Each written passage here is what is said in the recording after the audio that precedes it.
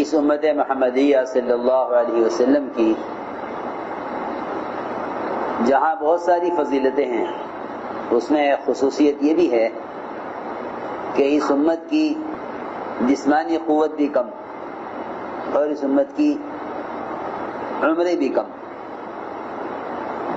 پچھلی امت کی عمریں زیادہ ہوتی، اس امت کی عمر بھی کم اور جسمانی قوت بھی پچھلی قوموں سے بہت کم ہے. حضور اکرم صلی اللہ علیہ وسلم کو اس کا فکر تھا کہ میری امت کی عمریں پچھلی امتوں کے مقابلے میں کم ہیں. 60-70 کے درمیان میری امت کی عمریں بتا دی گئی مجھے. اب میری امت اعمال میں دوسری امتوں سے آگے کیسے بڑھے گی؟ وہ 500-500 سال، 400-400 سال، 300-300 سال عمل کریں اور میرا امتی 60-70 سال کے درمیان کی عمر تک عمل کرے، تو میری امت اعمال میں آگے کیسے بڑھے گی؟ تو اللہ رب العزت نے ایسے اعمال اس امت کو عطا فرما دیے کہ یہ اپنے کم وقت میں زیادہ عمل کا اجر کما سکتے ہیں. اس لیے جو فضائل اور اجور اس امت کو دیے گئے ہیں اعمال کے، وہ پچھلی امتوں کو نہیں دیے گئے. لیکن امت نے اس کم عمری میں اتنے مواقع ملنے کے باوجود ناقدری اور ناشکری کی وجہ سے اپنے اعمال کو ضائع کر لیا. عمل ضائع ہوتا ہے دو چیزوں کی کمی سے، ایک احتساب کی کمی، دوسرے علم کی کمی. علم اور احتساب، جس عمل میں یہ دو چیزیں نہ ہوں وہ عمل بدعت بن جاتا ہے. احتساب نہ ہو تو عمل عادت بن جائے گا، اور علم نہ ہو تو عمل بدعت بن جائے گا. ساری جتنی بھی بدعات ہیں وہ صرف اس لیے ہیں کہ اس عمل کی تو خبر ہے لیکن اس عمل سے متعلق علم کی خبر نہیں ہے کہ یہ عمل کیوں ہے. بہت سے ایسے مواقع ہیں کہ جس کو مسلمانوں نے بدعت بنا لیا ہے، حالانکہ وہ اعمال بڑی اونچی سنتیں ہیں. جس میں سے ایک صوم عاشورہ ہے، عاشورہ کا روزہ. پہلے یہ فرض تھا، پھر رمضان کے روزے پر آنے پر یہ روزہ مستحب ہو گیا، ورنہ پہلے فرض تھا. رات کا قیام تہجد بھی پہلے فرض تھی، پھر 1 سال کے بعد اس کو نفل کر دیا گیا. اسی طرح صوم عاشورہ پہلے فرض تھا. یہود یہ روزہ رکھتے تھے کیونکہ، اور یہ روزہ فرعون سے نجات کے شکرانے میں رکھا جاتا تھا. آپ نے دیکھا کہ یہود روزہ رکھتے ہیں. یہ کیوں رکھتے ہیں؟ کہ یار ہم اس لیے روزہ رکھتے ہیں کہ اس مہینے میں اس دن ہمیں نجات ملی تھی فرعون سے، اس لیے بنی اسرائیل روزہ رکھتے تھے اس کے شکرانے میں. تو آپ نے فرمایا کہ ہاں یہ روزہ ہم بھی رکھیں گے لیکن ہم یہود کی مخالفت کریں گے. صحابہ نے عرض کیا کہ یہود کی تو ہمیں مخالفت کرنی ہے، اس لیے تو وہ روزہ رکھتے ہیں. فرمایا کہ اگر میں اگلے سال تک باقی رہ گیا تو میں 2 دن کا روزہ رکھوں گا، 9 کو بھی اور 10 کو بھی. اس لیے 2 روزے رکھنے چاہیے، 9-10 رکھو یا 10-11 کا روزہ رکھو، 9-10 یا 10-11. یہود کی مخالفت. جب نیک عمل میں ان کی مخالفت ہے تو برے اعمال میں کتنی مخالفت کرنی چاہیے. جب ایک نیک عمل میں بھی ان کی مخالفت کرنی ہے، حالانکہ روزہ نیک عمل ہے. اگر وہ 1 روزہ رکھیں تو ہم 2 روزے رکھیں گے ان کی مخالفت میں. تو میں سوچ رہا تھا میں آج کہ جب نیک عمل میں مسلمان کے لیے یہود کی مخالفت کا حکم ہے تو ان کے برے اعمال میں کتنی مخالفت کا حکم ہوگا. حالانکہ روزہ نیک عمل ہے مگر اس میں بھی ان کی مخالفت کرنی ہے، روزہ چھوڑ کر نہیں بلکہ 2 روزے رکھ کر. کہ ان کا معمول 1 روزے کا ہے. آپ نے فرمایا صحابہ سے کہ تم 2 روزے رکھو، یا 9-10 کا روزہ رکھو یا 10-11 کا روزہ رکھو. لیکن میرے دوستو عزیزوں، امت نے اعمال کے مواقع کو علم اور احتساب نہ ہونے کی وجہ سے رسم اور بدعت بنا لیا ہے. اپنے اعمال کے اندر احتساب پیدا کرو، اور احتساب پیدا ہوتا ہے کسی عمل کے فضائل کو یاد رکھنے سے کہ اس عمل کے کیا فضائل ہیں، اس دن کے کیا فضائل ہیں. یعنی اس دن سے تو انسانیت کی ابتدا ہوئی ہے.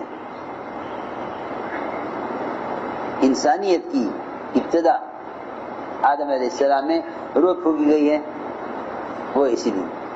سب سے پہلا کام یہ ہوا کہ آدم علیہ السلام کے پتلے میں روح ڈالی گئی، اور ابراہیم علیہ السلام کی پیدائش بھی اسی دن ہوئی، اور موسیٰ علیہ السلام کو ان کی قوم کو نجات فرعون سے اسی دن ملی، اور یوسف علیہ السلام جیل سے اسی دن نکالے گئے، اور ادریس علیہ السلام کو ورفعناہ مکان علیہ، رفعناہ مکان علیہ یعنی ادریس علیہ السلام کو اونچے مقام پر پہنچایا، یعنی جنت میں.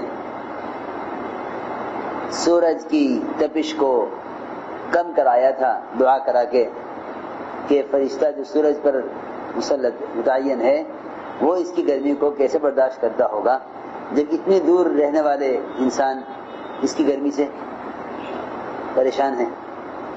اللہ سے دعا کی کہ اللہ اس فرشتہ جو تو نے سورج پر متعین کیا ہوا ہے اس سے گرمی کو کم کر دے. اس دن فرشتے نے محسوس کیا کہ آج مجھے سورج کی گرمی تپش کم محسوس ہو رہی ہے. اللہ سے پوچھا، اللہ نے فرمایا کہ ہاں ہمارا ایک بندہ ہے جسے تیرے لیے یہ دعا کی، ہم نے اس کی دعا پر تیرے لیے سورج کی گرمی کو کم کر دیا. کون بندہ ہے وہ؟ کہ وہ ادریس ہے. کہ اللہ جب اس نے میرے لیے یہ کیا ہے تو کیا میں اس کی ملاقات نہ کروں؟ کہ ہاں ضرور مل گیا ہو. آئے تو ادریس علیہ السلام کہ بھئی بات یہ ہے کہ میرے لیے کام کر دو. کہ کیا؟ کہ سیر کرا دو ذرا جنت دوزخ. چلیے لے گئے کہ پہلے جنت دیکھیں گے؟ نہیں، پہلے جہنم دکھلاؤ، پہلے جہنم دکھلاؤ. کہ چلو جی پہلے جہنم دیکھ. پہلے جہنم دیکھی، کل صراط دیکھا، پھر جنت میں گئے. جنت میں ساری جنتیں دیکھی، میری کون سی ہے؟ کہ یہ آپ کی جنت ہے. اس میں داخل ہوئے. میں کہا اچھا تم جاؤ، اب تم جاؤ، چھٹی تمہاری، ہم تو یہاں رہیں گے. کہ نہیں، یہاں آپ کیسے رہیں گے؟ یہ کیسے نہیں رہیں گے؟ اللہ نے فرمایا ہے جو جنت میں داخل ہو جائے گا وہاں سے کبھی نکالا نہیں جائے گا. فرشتے نے کہا اللہ نے یہ بھی تو کہا ہے وَإِن مِّنكُمْ إِلَّا وَارِدُهَا كَانَ عَلَىٰ رَبِّكَ حَتْمًا مَقْضِيًّا. یہ بھی تو کہا اللہ نے. تو ادریس صاحب نے کہا اسی لیے تو پہلے جہنم ہو کر آیا ہوں، وہاں سے اس لیے گزر کے آیا ہوں. ہم تم یہاں سے جائیں گے نہیں. اللہ نے فرمایا چھوڑ دو میرے بندے کو. وَرَفَعْنَاهُ مَكَانًا عَلِيًّا. ادریس علیہ السلام اسی دن جنت میں داخل کیے گئے، اور نوح علیہ السلام کی کشتی جودی پہاڑ پر اسی دن آ کر رکی. یونس علیہ السلام مچھلی کے پیٹ سے اسی دن باہر پھینکے گئے، اور موسیٰ علیہ السلام پر توریت اسی دن نازل کی گئی. ابراہیم علیہ السلام کو آگ میں اسی دن ڈالا گیا، اور آدم علیہ السلام کی توبہ بھی اسی دن قبول ہوئی. اتنا کچھ اس مہینے میں کرنے کا ہے کہ رمضان کے بعد سب سے افضل مہینہ وہ محرم کا ہے، کیونکہ اللہ کا مہینہ ہے. شہر اللہ، اس مہینے کے ساتھ اللہ کی نسبت ہے. شہر اللہ المحرم بہت نیکی کمانے کا مہینہ ہے، مگر جہالت نے اور بدعتوں نے اور پچھلوں کو دیکھ کر عمل کرنے والوں کے عمل نے بجائے انفاق کے اسراف پر ڈال دیا، اور بجائے اتباع سنت کے بدعتوں پر ڈال دیا. یعقوب علیہ السلام کی بینائی بھی اسی دن واپس ہوئی. یعقوب علیہ السلام کی بینائی چلی گئی تھی، یوسف علیہ السلام کا کنویں سے بھی نکالا جانا اسی دن ہوا، اور ایوب علیہ السلام کو شفا بھی اسی دن ہوئی، داؤد علیہ السلام کی توبہ بھی اسی دن قبول ہوئی، اور سلیمان علیہ السلام کو سلطنت دی کیا جو کچھ لینا ہے مہینے میں لے لو، جو کچھ لینا ہے اس مہینے میں لے لو، اس دن لے لو۔ قیامت کے دن کا قائم ہونا بھی یہ اسی مہینے میں ہے، قیامت اسی مہینے میں قائم ہوگی۔ حضرت عمر کی شہادت بھی اسی مہینے میں ہوئی ہے، اسی دن ہوئی ہے۔ بہرحال بہت سی چیزیں ہیں جو اس مہینے میں خاص طور پر پیش آئی ہیں، تو اہتمام کریں ساتھی روزہ رکھنے کا۔ ہاں لیکن اللہ کے راستے کی نقل و حرکت میں کمی نہ آنے دیں۔ صحابہ کرام اللہ کے راستے کی نقل و حرکت میں تاخیر نہیں کرتے تھے، اگرچہ ان کو خروج کی وجہ سے رمضان کے روزے بھی چھوڑنے پڑے جو فرض ہیں۔ ایسا نہ کرے کوئی کہ چلو جماعت میں نہ جا کے روزہ رکھ کے یہاں قیام کر لوں، ایسا نہ کریں۔ اگر ہمت ہو تو روزے کو اور خروج کو جمع کر لیں، ہمت نہ ہو تو خروج کو مقدم رکھیں، روزہ کھول لیں۔ فرماتے ہیں وہ قتادہ رضی اللہ تعالی عنہ تو حضور اکرم صلی اللہ علیہ وسلم سے پوچھا گیا عاشورہ کے دن کے روزے کے بارے میں، فرمایا 1 سال کے گناہ معاف کرا دیتا ہے روزہ، 1 سال کے گناہ۔ ایک روایت ابن عباس فرماتے ہیں رضی اللہ عنہما کہ فرمایا حضور اکرم صلی اللہ علیہ وسلم نے، بلکہ حضور اکرم صلی اللہ علیہ وسلم نے روزہ رکھا عاشورہ کے دن کا، بلکہ حکم فرمایا اس دن کے روزے کا۔ فرماتی ہیں عائشہ رضی اللہ تعالی عنہ، ایک روایت میں ہے، فرماتی ابن عباس رضی اللہ تعالی عنہ کہ سوال کیا گیا، ان سے پوچھا گیا عاشورہ کے دن کے بارے میں، تو فرمایا کہ میں نہیں جانتا کہ حضور اکرم صلی اللہ علیہ وسلم نے روزہ اس دن کے روزے کو علاوہ کسی اور دن کو فضیلت دی ہو اس پر سوائے رمضان کے، یا رمضان کے علاوہ کسی اور دن کے روزے کو محرم کے روزے پر فضیلت دی ہو۔ ایک روایت میں ہے کہ فرمایا حضور اکرم صلی اللہ علیہ وسلم نے کہ کوئی دن